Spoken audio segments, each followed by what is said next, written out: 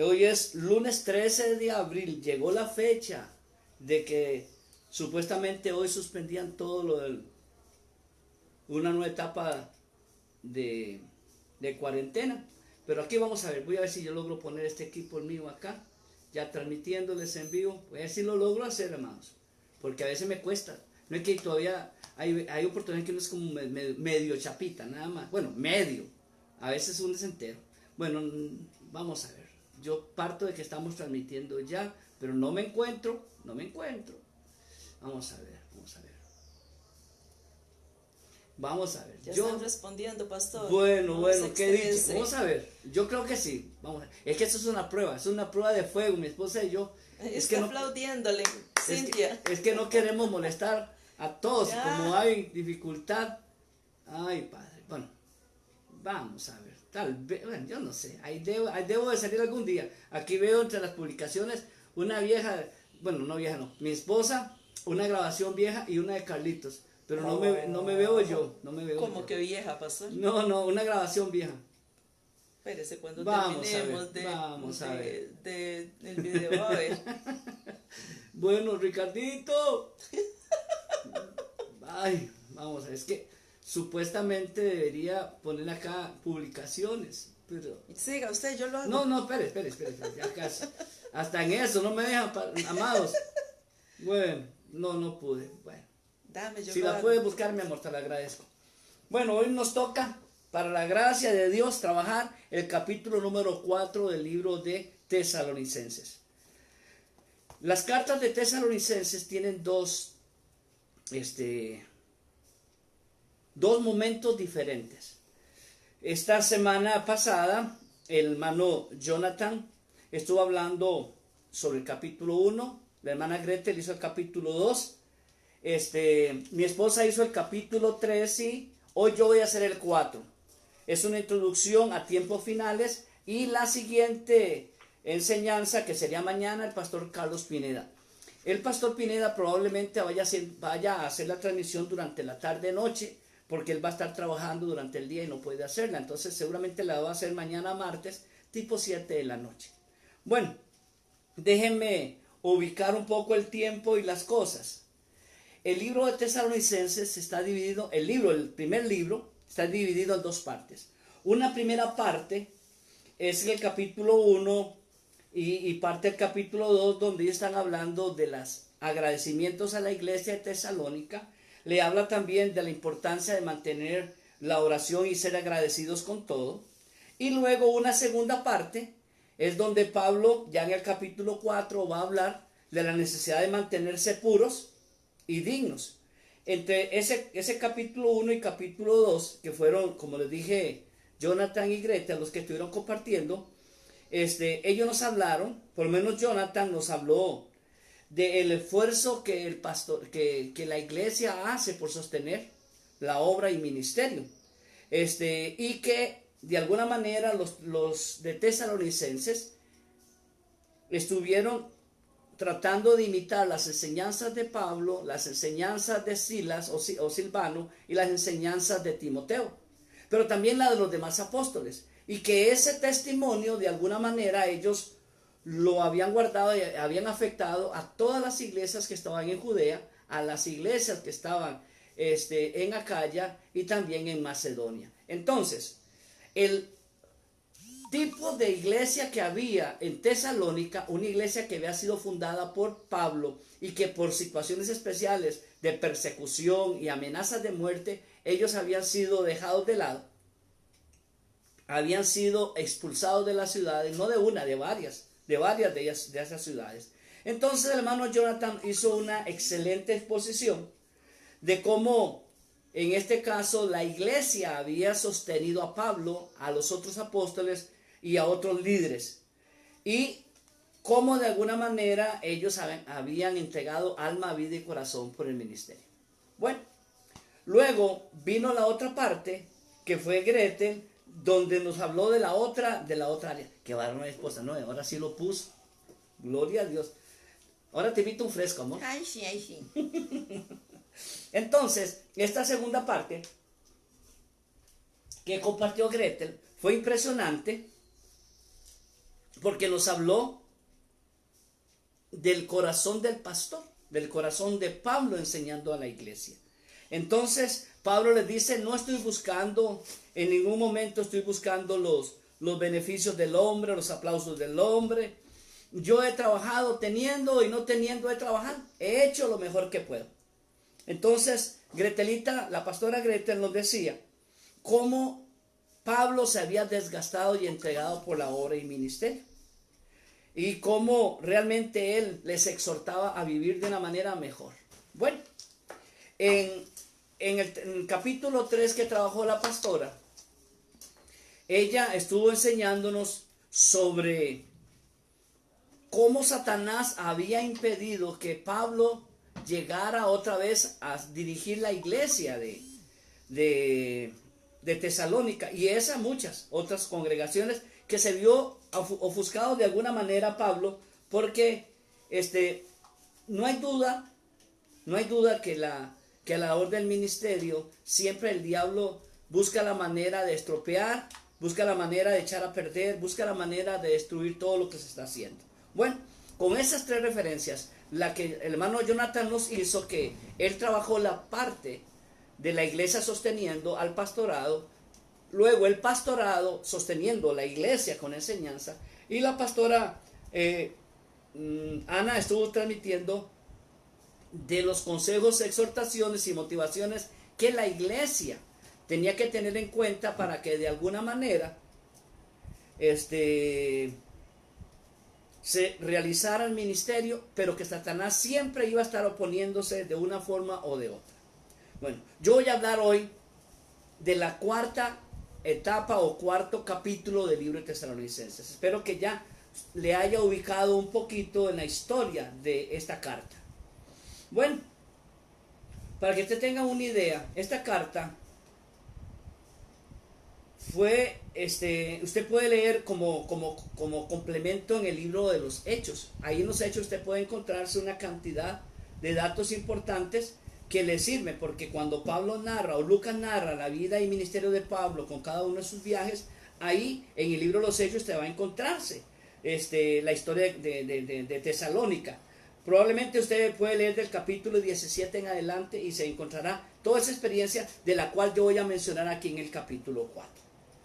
Primero, inicia una frase, y si usted puede siempre tenerle cuidado a esas frases, en especialmente dice, el primer verso, 4.1, dice, por lo demás. Significa que es como hacer un puente entre lo que estaba hablando en el capítulo 1, el 2 y el 3. Y por eso él dice, como les venía diciendo, hermanos, o como les dije en anterior momento, dice, hermanos, yo les ruego, o yo estoy aquí para exhortarles, o yo estoy aquí para enseñarles. Entonces, Tesalónica, o la iglesia en Tesalónica, no estaba viviendo sus mejores momentos espirituales. Y eso uno tiene que quitárselo de la mente. Porque Pablo, cuando escribe esta carta, tuvo que haber habido otra información previa para que Pablo dijera, quiero ir, quiero conocer. Y en el capítulo 4, Pablo recibe el informe.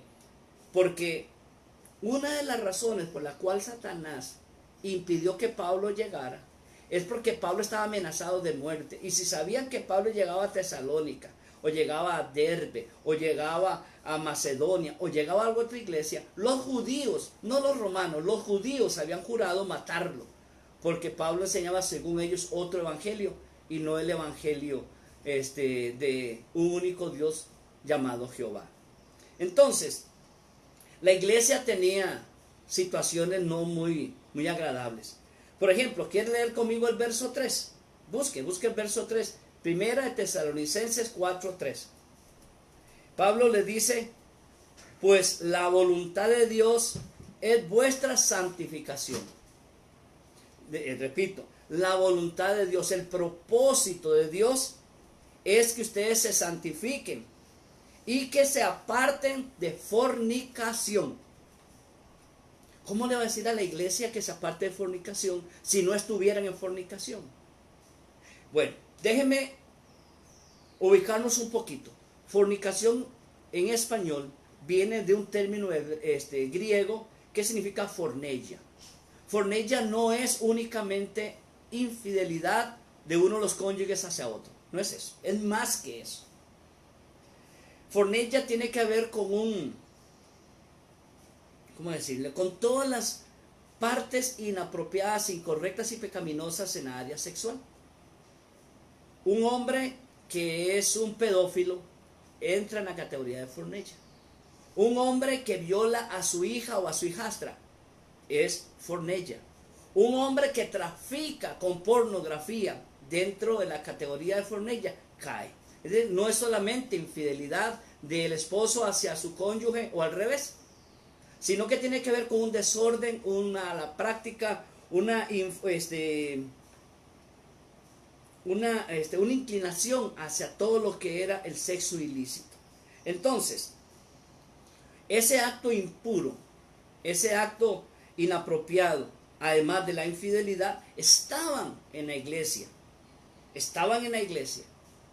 Y Pablo les exhorta a caer, a no hacer ese tipo de prácticas, porque ellos no le habían enseñado ni esa inclinación a la fornicación ni a ninguna de esas declinaciones que les mencionaba. Entonces, cada uno, le dice Pablo, debe de tener su propia esposa. Entonces, eso me da un poquito más de luz. ¿Por qué digo que me da un poquito más de luz? Y permítanme compartirles el por qué. Porque si les dice a ellos que cada uno debe de tener su propia y su única esposa, y que no lo hagan como los judíos, es porque los judíos y los de Macedonia estaban haciendo eso. Estaban realizando. Entonces, ¿qué quiero compartir con usted? Y al final lo voy a retomar como parte de la conclusión. Muchas oportunidades, cristianos practican un tipo de vida licenciosa, un tipo de vida fornicaria, un tipo de vida forneia, que es más allá y que creen que eso nadie se va a dar cuenta, o creen que de alguna manera nadie los va a exhortar. Pero Pablo sí exhorta a la iglesia. Luego en el verso 6 del mismo capítulo 4, Pablo les señala y les exhorta sobre otro pecado que ellos están teniendo. Tal vez no es tan grave como el primero, pero sí es muy preocupante este segundo. Que ustedes pueden ver, lo dice allí, capítulo 4, verso 6. Ninguno agravie ni engañe a su hermano. Ninguno. ¿Qué significará? Sí, que muchos en la congregación estaban engañando a sus hermanos, compañeros de ministerio. Estaban poniéndoles cargas o estaban haciendo que sus compañeros de ministerio se sintieran mal. Y usted y yo tenemos que tener claro lo siguiente: Dios no acepta ni permite que un hermano engañe a otro en la iglesia, porque será engañar a Dios mismo. Y Dios va a salir en defensa de ese que está siendo agraviado o ese que ha sido engañado. Por eso, ningún hermano puede abusar de otro en la congregación, porque es más grande en cuanto a edad, o porque es más grande en cuanto a tiempo de estar en la congregación, o porque tiene una familiaridad con el pastor o los líderes, o porque es el que diezma y ofrenda y se sabe que es el que, hermano, que económicamente está mejor en la congregación, o porque tuvo un día la posibilidad de estudiar teología o de predicar en las calles o en las cárceles en algún lugar y llegan a menospreciar a los demás. No, eso no se puede ni se debe de hacer. Como pastor les digo, como pastor enseño, como pastor practico, de que todos en la iglesia somos iguales. Por eso usted va a ver en la misma comunión de los pastores con usted, como lo serían los pastores entre pastores. Usted sabe que el pastor Carlos y Marta lo van a tratar con un cariño igual como lo haría nuestra hermana Grete, o como lo haría mi esposa, lo haría yo.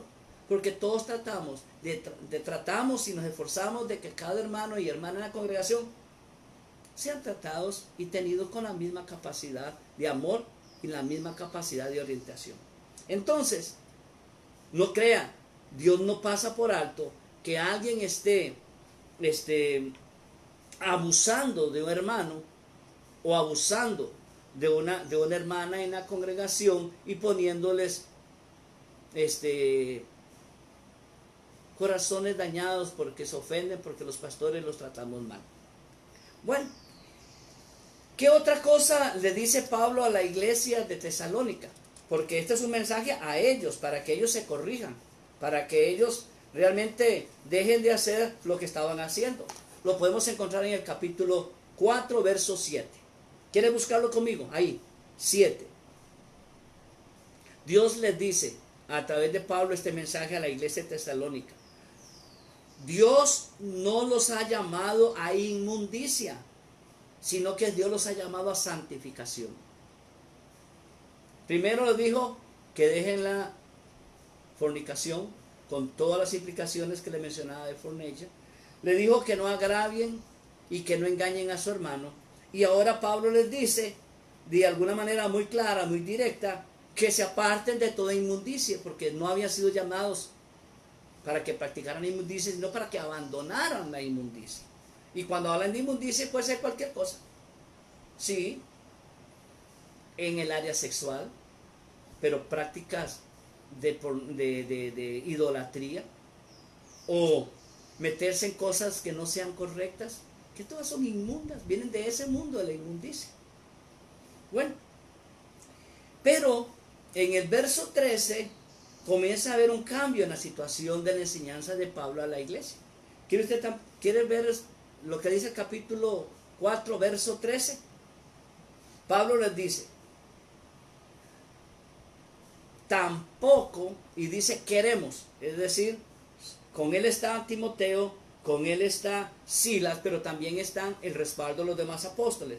Tampoco queremos, hermanos, les dice hermanos, no les está hablando a otros, sino a la congregación de Tesalónica, que ignoren acerca de los que duermen, para que no se entristezcan. Y aquí quiero detenerme un poquitito porque tiene que ver con lo que el hermano Pineda va a enseñar mañana.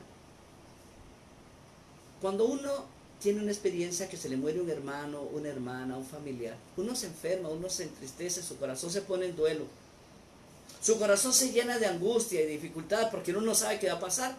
¿Qué va a pasar después de este hombre o esta mujer que ha muerto? Pablo le está comenzando a enseñar una de las intimidades o secretos que Dios les reveló cuando él fue al tercer cielo. Cosas que nadie sabe, nadie entendía, nadie había recibido.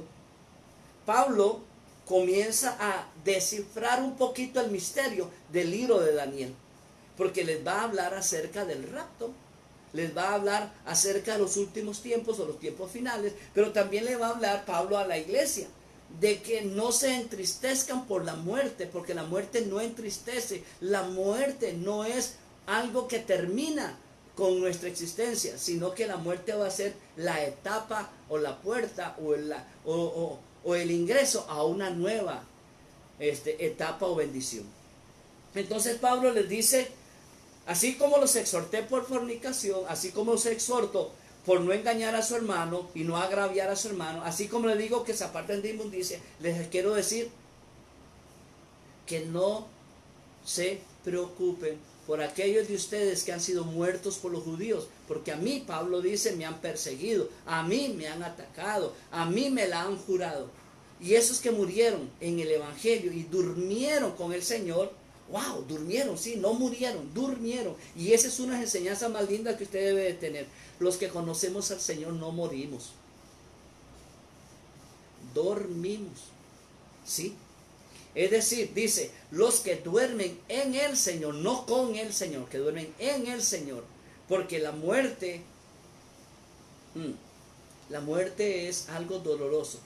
Pero cuando uno sabe que hoy se acuesta y mañana se levanta, pues uno tiene paz y tranquilidad, y por eso se acuesta con tanto gozo por las noches, porque la mañana uno espera levantarse.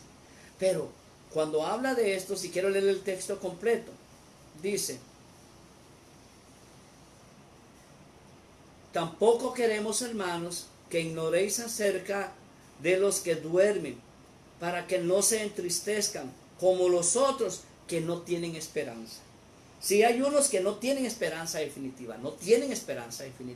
porque no murieron en Cristo, no durmieron en Cristo, sino en sus fornicaciones, murieron en sus inmundicias, murieron en sus engaños y murieron en sus molestias contra los otros hermanos. Eso sí tienen que preocuparse. Pero los que mueren en Cristo o duermen en el Señor, tengan paz y no se entristezcan, es lo que dice.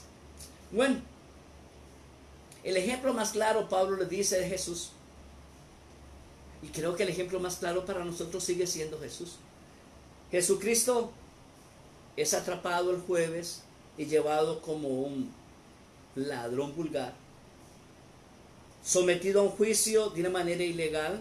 Jesús estuvo en dos juicios, uno legal y uno religioso.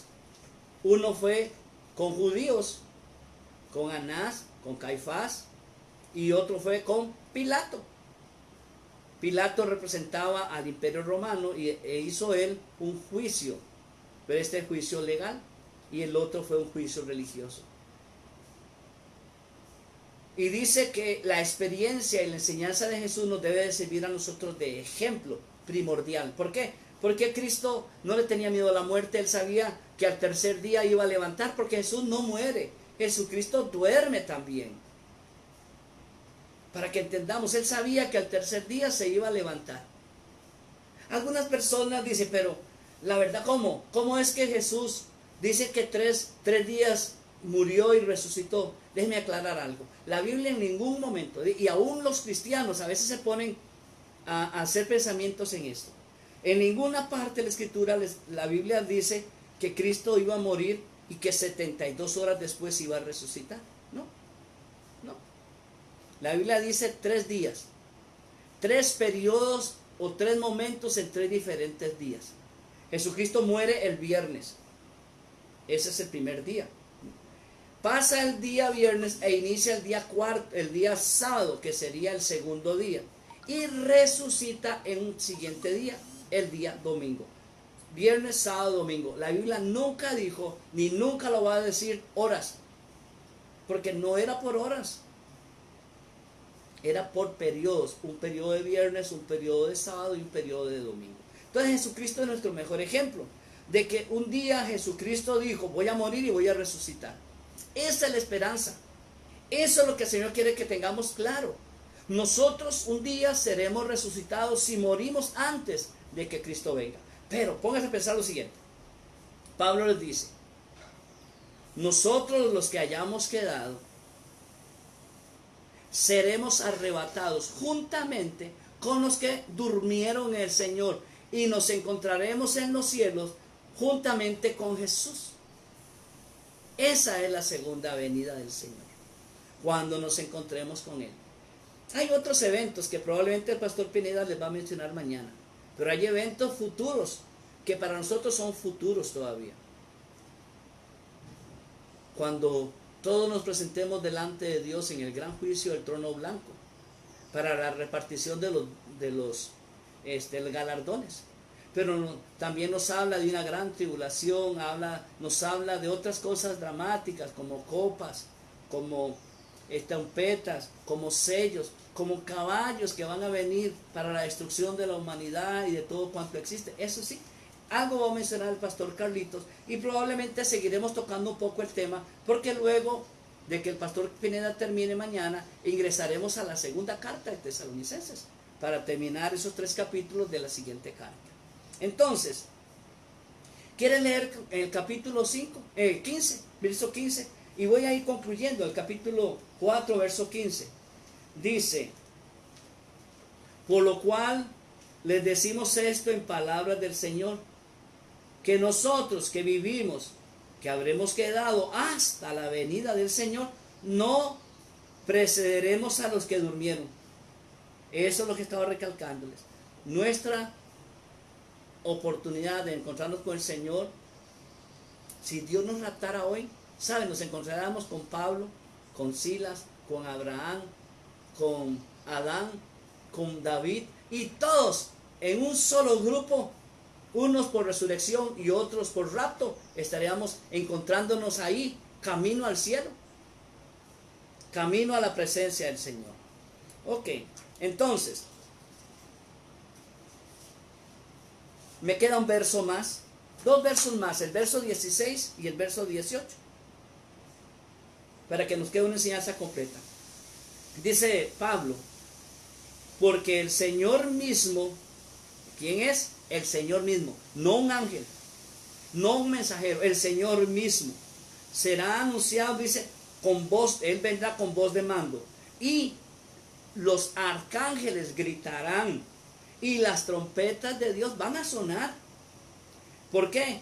Porque descenderá del cielo y los muertos en Cristo resucitarán primero.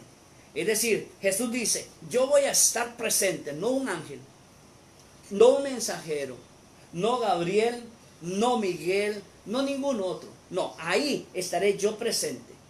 Los arcángeles anunciarán, el tiempo final ha llegado. Jesucristo presente en el cielo esperando a los suyos. Y ahora imagínense, las trompetas sonando. Y todos siendo arrebatados por resurrección unos y en vida otros, nos encontraremos con Él en el cielo. Qué lindo, qué lindo, qué lindo, qué lindo, qué lindo. Y el verso 18. Por lo tanto, dice Pablo, por todo lo que les he dicho anteriormente, dice, motívesen, aliéntense, alentados los unos a los otros con estas palabras. Quiero decirte, amado, parusía. Quiero decirte, maranata. Quiero decirte, Cristo viene. La iglesia muy pronto será raptada. Los que duerman en el Señor, los que han dormido ya en el Señor, todos nos encontraremos para entrar a esa presencia digna, grande y preciosa de nuestro amado. Pero, ¿recuerdan lo que le dije al principio? Sí, es muy lindo esto de la resurrección y el arrebatamiento, pero la iglesia de Tesalónica tenía fornicación. La iglesia en Tesalónica tenía agravio y mentiras. Vivían en inmundicia.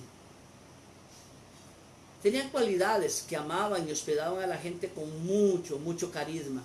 Pero había cosas que ellos practicaban que no eran correctas. Y Pablo les dijo, si ustedes siguen haciendo eso, no tendrán la oportunidad de lo que les he mencionado, de la resurrección o del rapto. Probablemente algunas personas piensen que como nadie se da cuenta de los pecados que tiene, Dios tampoco. Hay muchos que predican y enseñan y que esperan el rapto, pero están viviendo una vida de inmoralidad, de pecado, y creen que eso no les va a impedir el ser raptados. No. Si Tesalónica no se arrepentía, si sus líderes no buscaban y pedían misericordia y perdón de Dios, Tesalónica nunca, ni sus miembros, ni sus líderes, ni sus grandes testimonios podían ser de puerta abierta para subir en el rapto. No, no podían. Necesitamos reconocer que la exhortación de Pablo para Tesalónica es para usted y para mí. Debemos de practicar y de creer que lo que Pablo estaba diciendo y exhortando a la iglesia era necesario y hoy usted también necesita arrepentirse delante de Dios. Si usted está practicando algún pecado, aunque vaya al ministerio fe o que vaya a la iglesia más grande de este país o de cualquier país en el mundo donde usted esté escuchando, si no hay un arrepentimiento verdadero, si no hay una búsqueda del Señor, si no hay un reconocer que eres pecador, no tendrías acceso ni principio de bendición. Yo quiero orar. Puedes poner tu mano en tu pecho o en tu corazón. Puedes hacerlo. Puedes inclinar tu cabecita un momento, cerrar tus ojos. No te importa el televisor, no te importa tu teléfono, no te importa la transmisión en este momento. Es una conexión del reino contigo, del cielo contigo. ¿Quieres orar? ¿Estás listo para orar? Dile así. Repite conmigo.